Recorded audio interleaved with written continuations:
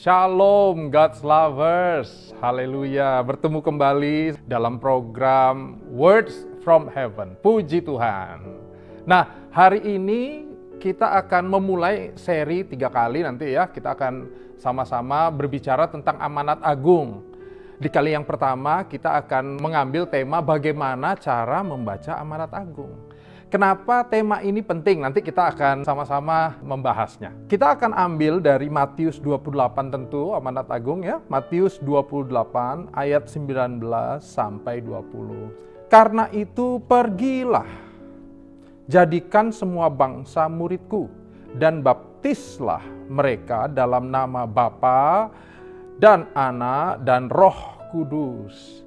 Dan ajarlah mereka melakukan segala sesuatu yang telah kuperintahkan kepadamu. Dan ketahuilah, aku menyertai kamu senantiasa sampai kepada akhir zaman. Puji Tuhan. Kenapa penting kita mengingat kembali soal amanat agung? Bapak Ibu Saudara, dalam 3 kali kesempatan ini, kita akan mengulang-ulang soal amanat agung dan hal-hal yang terkait di dalamnya. Kenapa? Karena hari-hari ini seringkali orang Kristen sudah demikian biasa untuk lebih memikirkan dirinya sendiri dibanding rencana Tuhan atau memikirkan apapun yang di luar dirinya. Waduh, sekali lagi ya, hari-hari ini somehow gitu, banyak orang Kristen terjebak dengan hanya lebih fokus memikirkan tentang dirinya sendiri dibanding memikirkan rencana Tuhan yang Tuhan mau pakai kepada dirinya terhadap banyak orang. Baca Alkitab untuk apa? Untuk diberkati dirinya. Nyari Tuhan untuk apa? Supaya aku dijaga Tuhan, dirinya.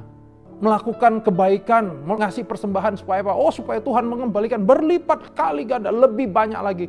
Jadi fokusnya selalu memang dirinya sendiri. Memikirkan orang lain dan rencana Tuhan menjadi hal yang gak nyaman buat banyak orang Kristen. Hari ini dalam kesempatan yang singkat, dalam 3 kali kesempatan ini, kita akan sama-sama melihat bagaimana kita melihat amanat agung. Nah, kesempatan pertama kita akan melihat bagaimana cara membacanya. Oh, Pak, saya kan sudah tahu Pak cara membacanya. Iya, kita sama-sama mengingatnya kembali. Kalau mungkin ada yang miss, mari kita cek hati kita, cek hidup kita bertobat. Haleluya. Nah, kalau kita lihat dalam ayat yang tadi Bapak Ibu Saudara sudah baca, dalam bahasa aslinya ternyata kita bisa melihat bahwa amanat agung disusun oleh kata kerja. Dimulai dari kata pergilah. Pergilah pakai kata poreontentes. Artinya sementara kamu pergi, sedang pergi. Kemudian ada kata jadikanlah semua bangsa muridku. Muridkanlah, kata aslinya adalah mateteo sate. Ya. Artinya bukan soal produknya, tapi proses membuat murid itu. Ya, muridkanlah. Kemudian ada kata baptiskanlah. Ya. Kata baptiskanlah pakai kata bahasa asli baptizontes. Artinya saat engkau sedang membaptis. Dan yang terakhir kata mengajar orang lain tuh ya. Pakai kata didaskontes, artinya saat kita sedang mengajar. Jadi kalau kita bisa lihat maknanya sekali lagi, saudara, amanat agung kira-kira bisa kita baca gini, sementara engkau pergi, muridkanlah semua orang. Sementara engkau sedang membaptis orang, jadikan mereka muridku. Sementara engkau mengajar orang, jadikanlah mereka juga muridku. Yang setuju katakan amin. Jadi amanat agung adalah sebuah proses, journey, perjalanan. Dia bukan titik dia sebuah proses yang sedang kita jalani. Kenapa ini jadi penting? Karena kadang-kadang ada orang Kristen bilang gini, Pak, saya nih kayaknya nanti untuk mau melakukan amanat agung tuh nanti. Kalau hidupku sudah benar, hidupku sudah diberkati, hidupku sudah siap. Ini nggak pas dengan amanat agung, karena amanat agung bilang saat engkau sedang pergi. Saat kita sedang melakukan panggilanmu mungkin di tempat pekerjaan. Saat kita sedang melakukan fungsi kita sebagai orang tua, sebagai ayah, sebagai ibu, sebagai anak. Dengar. Lakukan amanat agung. Apa itu saudara? Memberitakan kabar sukacita kepada orang lain dalam karya Tuhan Yesus. Memuridkan orang lain yang sudah percaya dibaptis. Artinya gini kita terus melayani. Melayani orang lain. Seringkali hari ini kita pikir bahwa sebaiknya aku melayani diriku sendiri terlebih dahulu supaya aku siap. Dengar saudara? Ya. Layani diri saudara sambil juga melayani orang lain.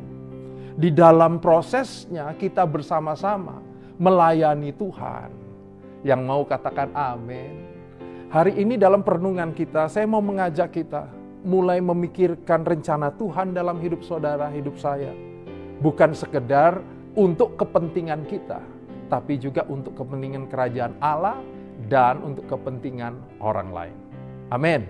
Mari kita berdoa. Bapa, terima kasih hari ini kami mengucap syukur ya Tuhan. Engkau yang menjadi sumber berkat kami. Engkau sudah demikian memberkati kami.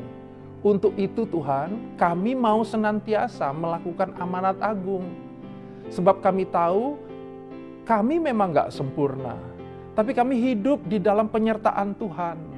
Sehingga apapun, dimanapun Tuhan mengutus kami, di tempat pekerjaan, di dalam fungsi kami di tengah keluarga, di tengah usaha kami. Bapa, kami mau mengabarkan kabar sukacita dari Tuhan untuk banyak orang.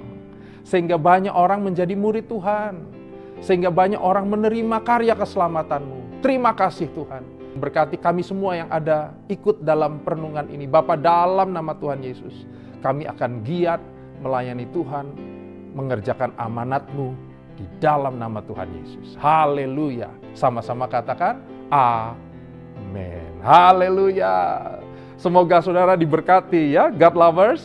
Dan kita yang diberkati Tuhan, pasti kita juga akan membagikan link YouTube renungan ini buat saudara-saudara kita, kerabat kita, teman kita, supaya mereka pun diberkati.